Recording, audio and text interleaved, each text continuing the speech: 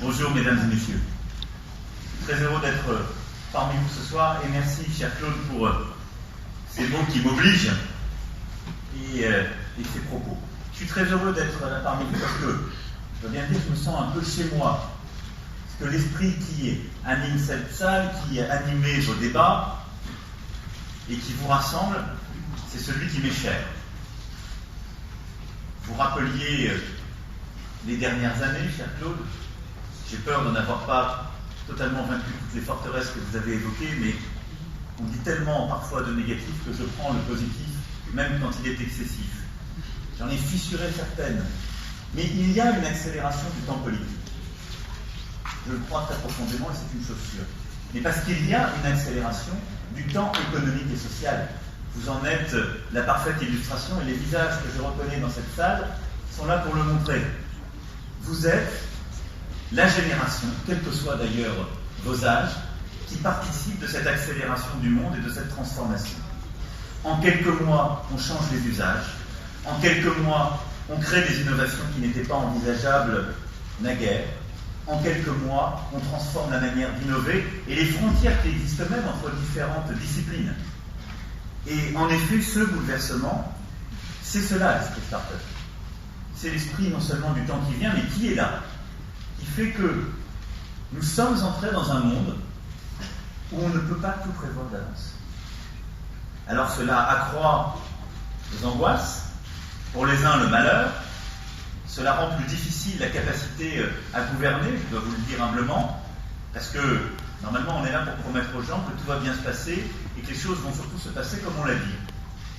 À cause de vous, ça n'est plus vrai. Parce que vous inventez, vous innovez, vous créez, et la capacité à le faire vite est vitale. À le faire vite, fort, et si possible, le plus rapidement à l'échelle mondiale. Et donc c'est tout cela l'esprit start-up. C'est le courage de courir vers des plaines qui étaient jusqu'alors inexplorées, d'affronter des risques qu'on ne connaissait pas encore.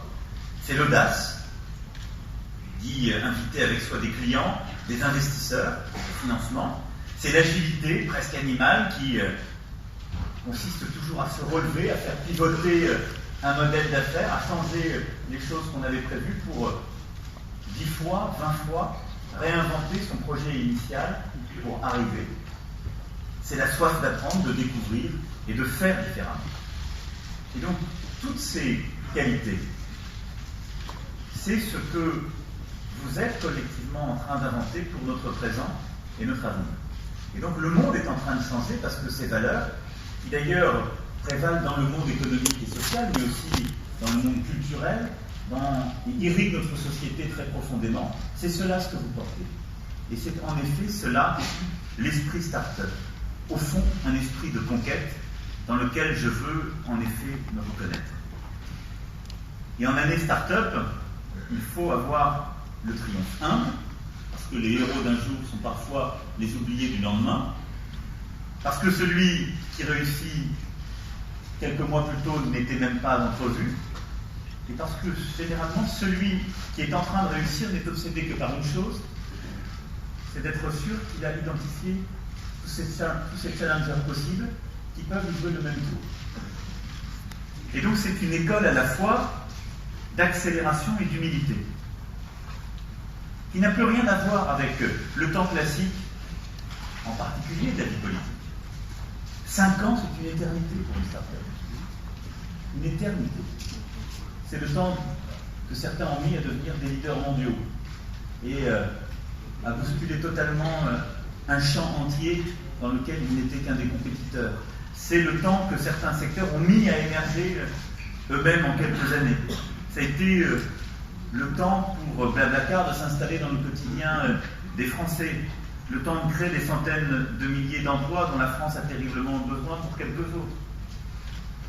Pour Showbiz privé, de rentrer dans la cotation alors que certains ne les croisaient même pas, puisque j'entrevois des regards amis. Pour Sarenza, de venir bousculer un champ qui était jusque-là bien rangé, tenu par une économie classique, et où l'idée même que le numérique puisse arriver n'était pas envisageable. Alors je vous le dis, il faut avoir des objectifs à la hauteur de votre rythme, de vos envies pour les années qui viennent. Ces dernières années, il y a eu un vrai bouleversement en France. Ça a été celui de la French Tech, de l'émergence de cette génération, quels qu'en soient les âges, cette génération de start-upers, d'entrepreneurs, qui avec la French Tech a permis justement d'exister et d'être reconnu. Et moi je le dis souvent, c'est la plus belle politique publique en tant que ministre que j'ai eu à conduire. Parce que je n'ai jamais croisé quelqu'un qui me demandait quelque chose, et parce que je n'ai à peu près rien fait. Donc pour cela, merci. Je pense d'ailleurs que c'est ce qu'on doit demander dans certains secteurs aux responsables politiques. J'ai modestement aidé à ce que cela advienne, mais c'était là, il fallait trouver un fanion commun, mais c'est parce que vous l'avez fait. Et parce que les pouvoirs publics n'ont pas cherché à bloquer, à entraver, à organiser au préalable, mais simplement à dire allez-y, jetez-vous dans l'arène, bousculez les choses, et nous serons là pour vous accompagner. Alors ces années furent riches, elles ont montré au monde et à l'Europe qu'il y avait un entrepreneuriat français fort. Mais pour les 5 ans qui viennent, le défi est tout autre. Nous devons devenir, en 5 ans, la nation des startups. Et c'est un tout autre enjeu. C'est une accélération formidable. C'est une transformation profonde. Une mobilisation réelle. Et ce que je veux pour les 5 années qui viennent, c'est qu'ensemble, nous puissions créer cette France qui devienne la nation des startups. Une nation des startups, ou une startup nation, comme vous avez décidé d'intituler votre journée en clin d'œil à ce qu'Israël a réussi à faire, c'est une nation où on encourage les startups à innover. Et pour cela, je veux qu'on aille encore plus loin dans la simplification des aides qui existent, le crédit impôt recherche, le crédit impôt innovation, les jeunes entreprises innovantes, qu'on simplifie ces dispositifs, qu'on en réduise la complexité d'accès et de contrôle. J'ai aussi une administration au service des innovateurs. Qu'est-ce que ça veut dire concrètement? Dès les premières semaines, si je suis élu, je souhaite pouvoir procéder par ordonnance, et donc très vite, en un changement profond de l'administration et de la manière d'administrer. En mettant 2 choses. La règle que les Britanniques ont mise dans la loi. Pour toute nouvelle règle dans un code, on en supprime une récente. C'est une discipline drastique, mais qui transforme les choses. Et la deuxième, c'est le droit à l'erreur. C'est de dire que quand l'administration contrôle, la première fois, elle ne sanctionne pas. Et lorsqu'on est entrepreneur, on est concentré sur son innovation, sur la transformation sur ses clients. Mais évidemment, on est rarement concentré sur le code, le texte. On est moins bien préparé que des acteurs qui sont là depuis des années. Et c'est pour cela qu'on se fait parfois plus rapidement avoir. Et donc pour ce qui relève du pénal, de la mise en danger de la vie d'autrui, bien évidemment la sanction s'impose. Pour le reste, on doit mettre en place un droit à l'erreur. C'est un changement radical de la manière d'administrer. C'est une discipline pour l'État et ses services nouvelle. Mais je souhaite l'imposer dès les premiers temps parce que c'est ainsi qu'on accompagnera la transformation par les startups de notre société et leur éclosion encore plus rapide. C'est aussi pour cela que je veux changer le droit à l'innovation et à l'expérimentation, pour dans de nouveaux domaines, sur des territoires décidés et avec des limites prédéfinies, permettre d'expérimenter et d'innover beaucoup plus vite. Les Américains le font formidablement, nous mettant en retard sur beaucoup de domaines, alors que nous avions, dans les premières phases de la recherche, une avance réelle. Nous finançons trop de projets avec le crédit impôt recherche ou notre recherche publique, qui, lorsque le temps de l'expérimentation arrive, lorsque le temps de la première innovation réelle est là, quitte notre pays pour aller vers des réglementations plus simples. Être une Startup Nation, c'est aussi être une nation où on libère le travail, où on soutient les entrepreneurs. Et je le dis à un moment où notre pays vit une fascination pour un visage romantique de la justice et en quelque sorte où notre serviteur est pris entre les feux d'un côté de la réforme radicale dans laquelle il faudrait passer le pays à la paille de fer sans proposer de la justice, et de l'autre où le pays pourrait se relever dans l'alliance bolivarienne. Je vous le dis très franchement, il n'y a pas de meilleur moyen de créer de la richesse, que de donner un avenir à notre pays, que d'avoir une politique juste, si ce n'est en permettant aux entrepreneurs d'accélérer et d'embaucher plus facilement. Et une politique d'efficacité économique, en ayant de la justice sociale, en trouvant les accords sur le terrain. Parce que moi, je n'ai jamais rencontré un bon entrepreneur qui soit un entrepreneur injuste, qui cherche à licencier ou à massacrer ses salariés. Eh bien, c'est permettre de trouver les bons compromis, les bons équilibres au plus près du terrain. C'est pour cela que je veux supprimer le RSI. C'est pour cela que je veux simplifier le Code du travail en renvoyant davantage aux accords majoritaires d'entreprise et aux accords majoritaires de branche, la loi ne fixant que des principes. Parce que c'est dans le dialogue social, pour les entrepreneurs, que les choses se définissent de manière pragmatique au quotidien. Parce que les contraintes d'une start-up du numérique n'ont rien à voir avec les contraintes d'un grand groupe de l'automobile ou du BTP. Ça n'est pas le même monde. Et donc on ne peut pas chercher dans la loi à réguler, à réglementer la totalité de ces situations. C'est aussi pour cela que je veux qu'on aille plus loin pour accompagner les entrepreneurs dans leur croissance et dans le financement de cette croissance. Ce sera un des défis des prochaines années. Et donc pour ce faire, j'avais modestement commencé à réorienter une partie de nos retraites additionnelles vers le financement de l'innovation. Eh bien oui, nous devons aller plus loin, en simplifiant le compte entrepreneur investisseur et en retrouvant le sel de cette mesure que j'avais un temps portée, en la simplifiant drastiquement pour permettre d'investir dans les startups et les PME, en réformant l'impôt sur la fortune et en permettant de sortir totalement de son assiette le financement dans une start-up, le financement dans l'entreprise et le financement dans tout ce qui fait notre économie et crée des emplois. Parce que si aujourd'hui c'est un mauvais impôt, c'est que c'est un impôt qui taxe la réussite et la capacité de celles et ceux qui ont réussi à réinvestir dans notre économie.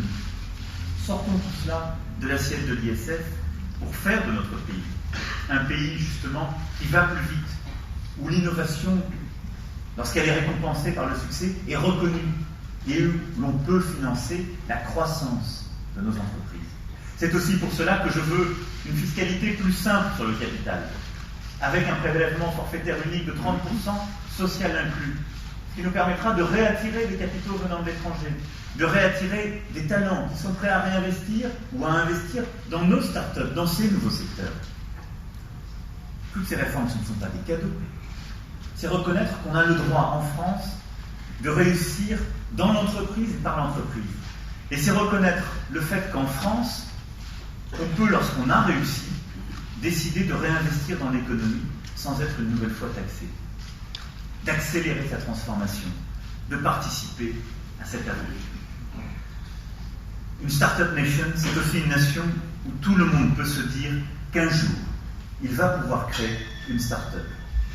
Et c'est aussi pour cela que je veux que le profil des start-upers change. Je dois vous dire, je veux plus de femmes. J'ai regardé la plaquette qui est formidable, je reconnais plein de talents. Il n'y a pas une femme. Alors je vous promets, il y a des talents féminins.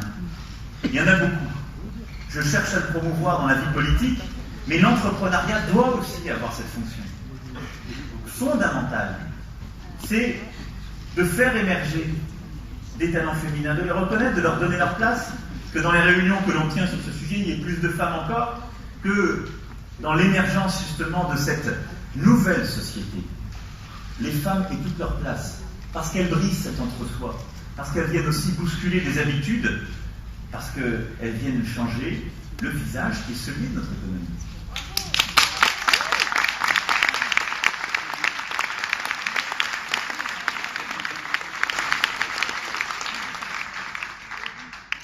Et souvent, la France a une chance.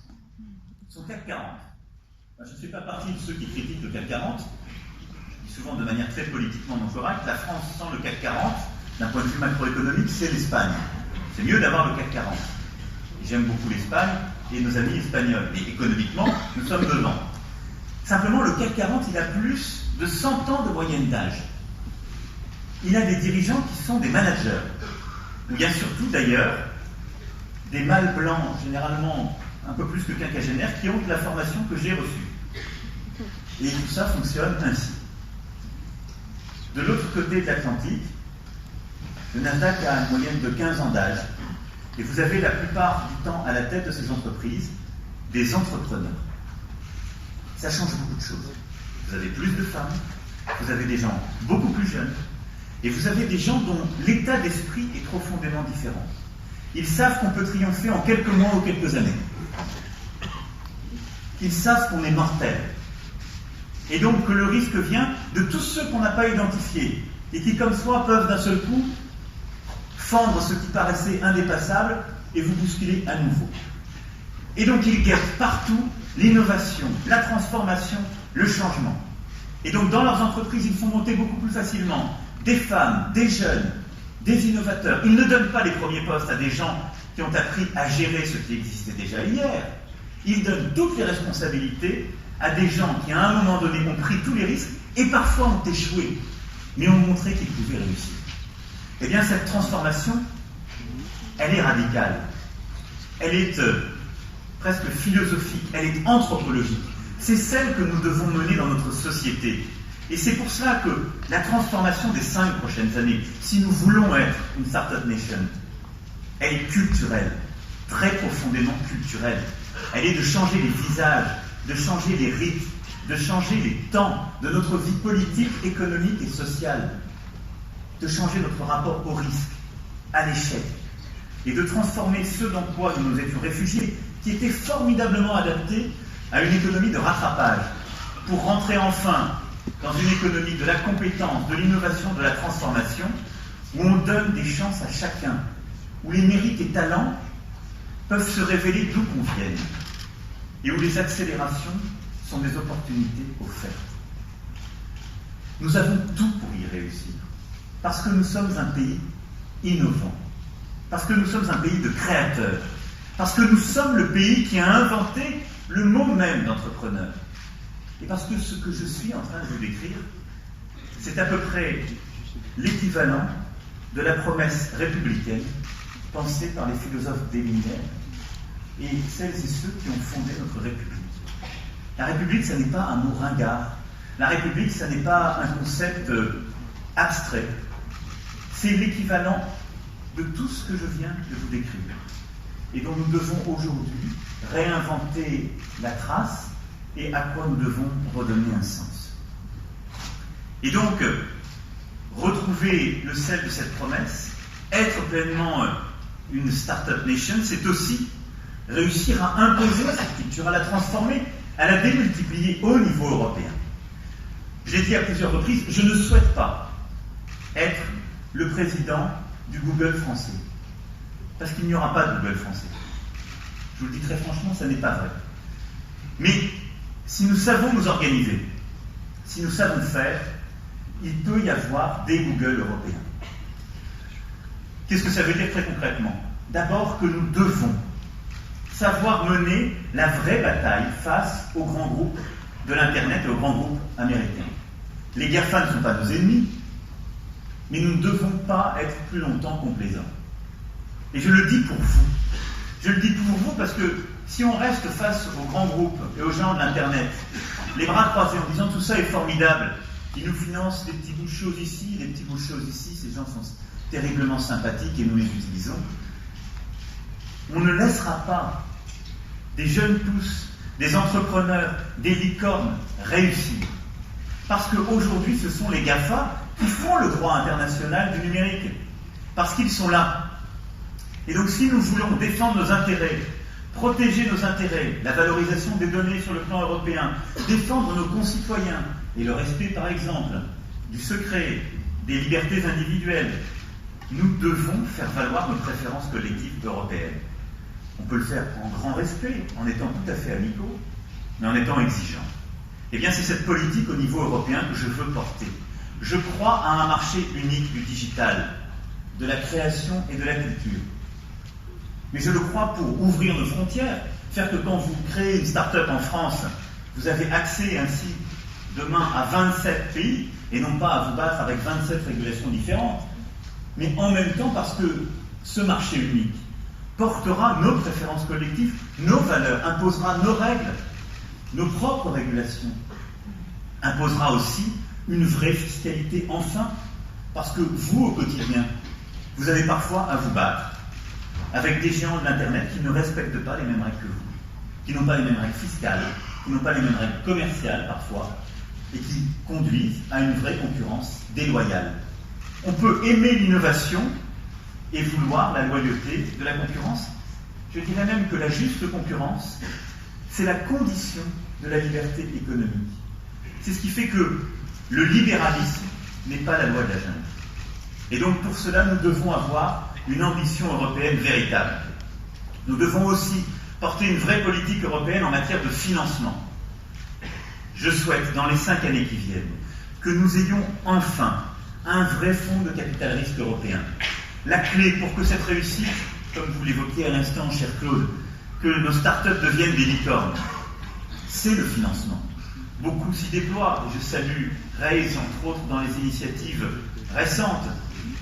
La BPI a joué un rôle fondamental, mais si nous voulons passer à l'échelle, il est indispensable de développer ce qu'on appelle le capital risque, de développer ce venture capital encore trop étroit en France et en Europe, et d'avoir une vraie initiative européenne en la matière. Je veux que nous commencions à la voir en franco-allemand, mais plus largement, que nous la portions au niveau européen. Et puis l'Europe, c'est aussi, et je veux ici vous en dire un mot, le bon niveau aussi à travers le numérique et par le numérique pour lutter contre le terrorisme. Je vais ici revenir parce que j'ai le sentiment que les propos que j'ai pu tenir en début de semaine ont créé du trouble chez certains. Quand j'ai parlé du chiffrement des communications. Mais c'est un sujet qu'il ne faut pas négliger. Entendons-nous bien, je ne suis pas en train de dire qu'il faut combattre le chiffrement. Au contraire, je l'ai moi-même défendu parce qu'il permet, pour nos entreprises, en particulier pour les plus petites, de protéger les données, d'éviter l'espionnage qu'elles subissent parfois. Mais quand on est candidat à la présidence de la République, au vu des attaques que notre pays a connues sur son sol, il faut aussi avoir le sens des responsabilités et essayer de trouver le juste équilibre. Je ne parlais donc pas d'obtenir la communication des clés de chiffrement utilisées par les prestataires de services numériques, mais d'accéder au contenu qu'ils ont préalablement déchiffré. Et je ne demandais pas non plus à des messageries chiffrées de bout en bout, comme on dit, de donner les clés. Parce que par définition, ces messageries ne les ont pas. Donc je n'ai pas cette naïveté. Par contre, je leur demande de beaucoup plus coopérer à la lutte contre le terrorisme. Et oui, je peux vous le dire, on peut être ami de l'innovation, défenseur de l'innovation numérique, et en même temps vouloir prendre ses responsabilités, respectueuses de la protection de chacun et du droit commercial face au terrorisme. Cette ambition, devenir la nation des startups, nous pouvons la relever dans les 5 ans à venir. C'est l'ambition que je veux avoir avec vous. Ça passera par ces décisions profondes sur le plan national et européen, ces choix en matière de financement et de fiscalité, cette transformation culturelle que nous devrons conduire ensemble. Mais ce que je vous demande aussi, c'est que ces startups, cet entrepreneuriat contemporain, m'aident à transformer la France. Vous avez aujourd'hui une responsabilité, celle de vous engager. Et je vous le dis très sincèrement, je crois profondément, et c'est au cœur de la démarche qui a été la mienne, que la profession politique ne doit pas être une profession réglementée. Si elle fonctionne, c'est qu'elle est ouverte. C'est que d'ailleurs c'est une mission et pas une profession. Mais cela veut dire que le bien commun, que l'intérêt général est en partage, et que celles et ceux qui font l'économie, qui en transforment le visage, qui en portent le dynamisme, ont une responsabilité pour changer la société dans laquelle nous sommes. Et ça veut dire que vous avez une responsabilité. D'abord, celle d'apporter de nouveaux visages et de nouveaux exemples. Partout. Pour moi, l'entrepreneuriat a cette fonction de permettre à des jeunes ou moins jeunes de s'identifier à des figures de réussite, de construire, ce faisant, leur propre parcours, de se réaliser dans quelque chose qui est à portée de main. beaucoup de jeunes qui viennent des quartiers ou de la ruralité, depuis des décennies, ne s'identifient plus, ni aux hauts fonctionnaires, ni aux politiques, ni aux managers de grands groupes. Précisément parce que, depuis trop longtemps, ils sont enfermés dans cet entre-soi. Et parce que notre système scolaire, notre réussite académique, s'est aussi enfermé dans cet entre-soi et ne permet plus la mobilité. Les figures de l'entrepreneuriat, ce sont des figures d'une réussite émergente, disruptive, qui doit permettre à des jeunes, comme à des moins jeunes, de se retrouver dans ces parcours et d'oser et de tenter. Et donc, vous êtes et vous serez demain les premiers de cordée d'une société qui a besoin de cette transformation. Je crois que les startups peuvent être une école pour la France et avoir une vraie utilité sociale. Elles sont un modèle de ce développement économique, d'épanouissement au travail, de réussite rapide. Vous avez aussi une responsabilité pour transformer le visage de notre économie traditionnelle. Lorsque j'étais ministre, j'avais demandé au CNUM, dont je salue les travaux, un travail sur justement les TPE et PME françaises. Et ils avaient identifié le retard qui est le nôtre en la matière. 15% de nos petites entreprises ont effectué des transactions en ligne. C'est beaucoup moins que la plupart des autres pays européens. Nous sommes, je crois, les 13e en la matière. Et donc oui, quand on est un entrepreneur du numérique, quand on est une start-up, on doit irriguer, transformer, bouleverser le champ entier de l'économie pour permettre cette accélération, cette transformation des TPE, PME, des industries classiques, et c'est toute la démarche des industries du futur, de l'agroalimentaire comme du secteur des services. Vous n'êtes pas un secteur, vous êtes l'économie qui arrive, vous êtes le monde qui advient. Et donc, irriguer toute la vie économique est une nécessité à ce titre. Vous avez un rôle pour éduquer, utiliser le numérique davantage à l'école, le développer. Vous aurez un rôle dans la formation professionnelle pour là aussi continuer à développer les formations qui permettront à chacune et chacun de trouver sa place dans un monde qui est en train de se transformer. Et la clé du changement profond, de l'accélération que notre société a à vivre, pour qu'elle la vive bien, passera par cette formation, passera par la capacité que nous aurons, à chaque âge de la vie, à reformer les gens qui perdent leur emploi parce que leur secteur a été bousculé par l'innovation, pour en retrouver un dans un autre secteur qui émerge et où l'entrepreneuriat est devenu dominant. Et ce combat, je veux le mener avec vous. C'est le cœur de la réforme profonde que je porte en matière de formation continue, en matière d'éducation, en matière d'accès de tous au numérique, qu'il s'agisse des infrastructures essentielles comme de la formation et de la réduction de nos fractures. Mais une personne ne réussira pas ce changement seul. C'est un état d'esprit collectif. C'est un changement, une transformation en profondeur de notre société, de notre économie, de nos mentalités. C'est cela que je veux pour les prochaines années, que nous puissions faire ensemble. Et donc, être une Startup Nation dès demain est possible pour la France. Nous sommes en train de réussir ce pari. Les engagements que j'ai pris devant vous ce soir, ce que je veux faire demain, pour profondément transformer le pays, c'est une chance offerte à chacune et chacun.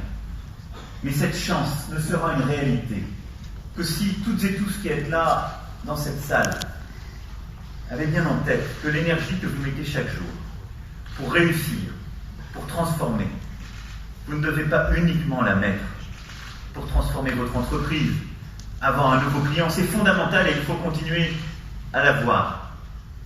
Mais que vous avez aussi dans les mains un bout de la transformation de notre pays, une part de son changement culturel, un morceau de ce changement historique que nous sommes en train de faire advenir en France et en Europe, et qu'avec vous, je souhaite plus que tout.